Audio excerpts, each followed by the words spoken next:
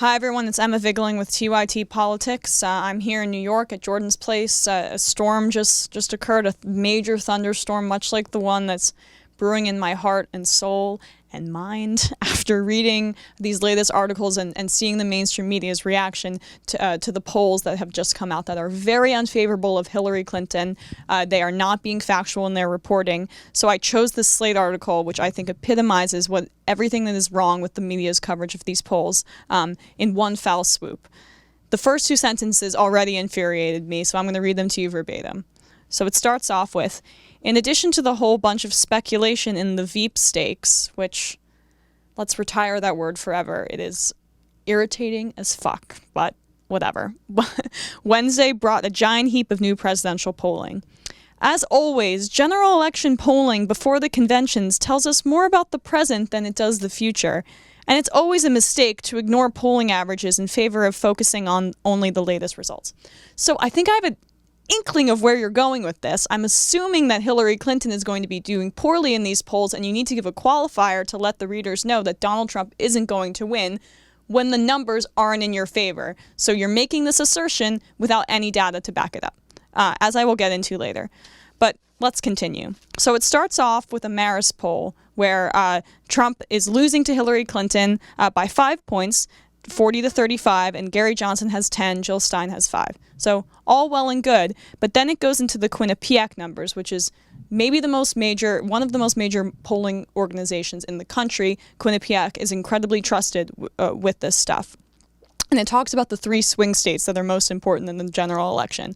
As some of you political junkies know, that's Ohio, that's Florida, that's Pennsylvania. So what is the polling in those states? So in Florida, Trump is up 3, 42-39.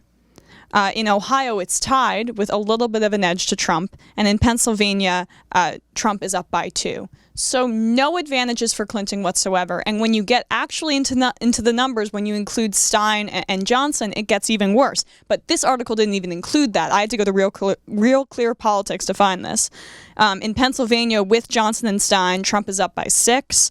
And then in Ohio, he's up by 1, up by 5 in Florida when you include those people. They still end the article by saying, don't freak out. They say, whether you see that number as a reason to freak out or not is up to you, but seeing as we're a few days away from national conventions and a few months away from Election Day, I recommend keeping some emotional energy in reserve for all the ups and downs that will happen along the way. Thank you so much for telling me what to do with my emotions. That's what I needed from this article instead of an actual interpretation of the raw numbers. But I decided to do some actual journalism and look back into Quinnipiac polling from 2012 and 2008 and see if they did mean anything, like the Slate author is saying they didn't. Don't pay attention to Quinnipiac. They don't mean anything. Don't pay attention to these polls. So in 2012, Florida, I looked at Florida, Ohio, and Pennsylvania.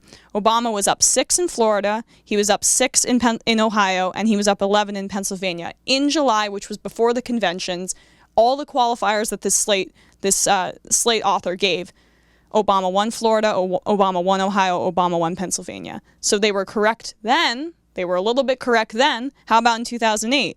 In Florida, Obama was up 2. He won. This is before the convention as well. He won Florida in 2008. He was up 2 in Ohio. He won it in 2008. He was up 7 in Pennsylvania. He won it in 2008. So I'm not necessarily saying that this Quinnipiac poll means everything, but it means something. It doesn't mean nothing. You don't go through this article and just say that you should disregard it and bury it in Slate and don't really, and say that it means nothing, because it's terrifying. It should mean something to you. And you should wonder why this is happening, because you can't get out of your little bubble, your mainstream media bubble, where you think that Clinton is a smooth-talking politician and it works really well for you, but it's not working well with the rest of America. And it's not just Slate. I use this article as something that's indicative of the rest of the mainstream media. CNN, MSNBC only use Clinton versus Trump. They pretend that Stein and Gary Johnson don't exist because they don't understand that there's contention and anger in the country, and they don't want either of these two candidates, despite them constantly talking about, yes, they're the 2 most unpopular candidates in history. What a lovely story for our viewership, for our 82-year-old viewers. No, you actually have to say people are turning to alternatives. But even when they aren't turning to alternatives, today, a new poll, New York Times, CBS, Clinton, Trump, tied.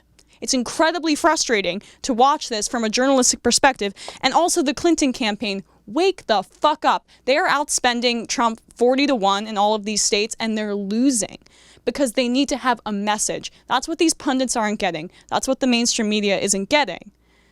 Messaging matters. That's why Bernie Sanders rose to the top in the way that he did. It's because he had a platform, he had a message, he had something to offer people besides veneer and platitudes and the way that your campaign is run and all of your snappy remarks about Pokemon Go. Holy shit, no one cares. I don't know who created Pokemon Go, but I'm trying to figure out how we get them to have Pokemon go to the polls. You have to have something to offer people because we have the internet now. That's something that the Clinton campaign can't get through their heads. We have the internet, we can look up your policies, we can look up when you lie, and we can look up what you're actually saying you're going to do for us. So that's the end of my rant about what the hell is going on with these polling numbers. The mainstream media needs to get their act together, and the Clinton campaign needs to realize that they are doing something wrong, and maybe it's time they started offering the American people something other than empty promises.